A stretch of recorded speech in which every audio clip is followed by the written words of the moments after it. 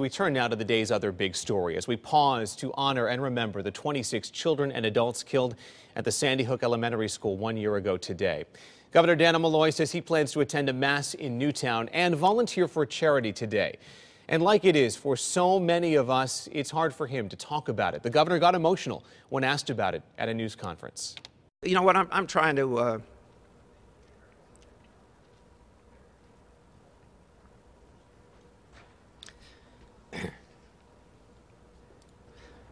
I'm doing my best to be respectful of the community, okay?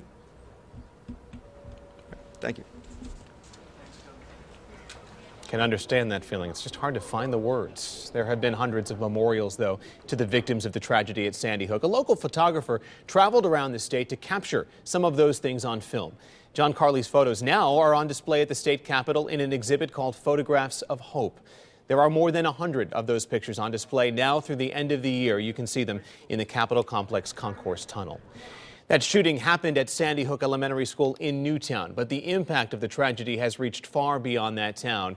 In some way, it's affected everyone who lives here and lives beyond here. Parents and grandparents, educators and lawmakers. This morning, News 8's Josh Scheinblum is in New Haven, showing us what towns and cities and people across the state are doing to remember today. Good morning, Josh.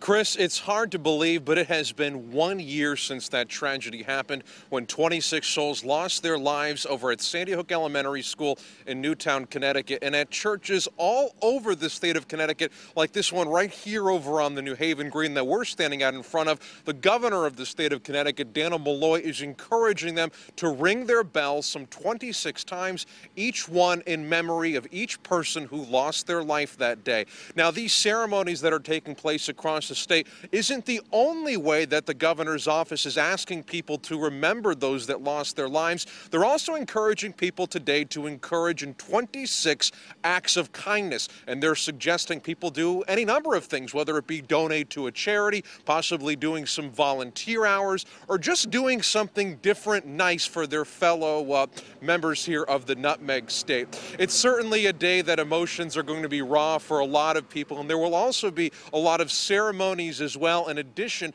to those 26 bells being rung, including a moment of silence taking place in Norwalk, Connecticut later today. We'll be there over at that ceremony to bring you the latest. So make sure you stay with us here on News 8 to find out how that one goes. For now, we're live in New Haven. Josh Scheinblum, News 8.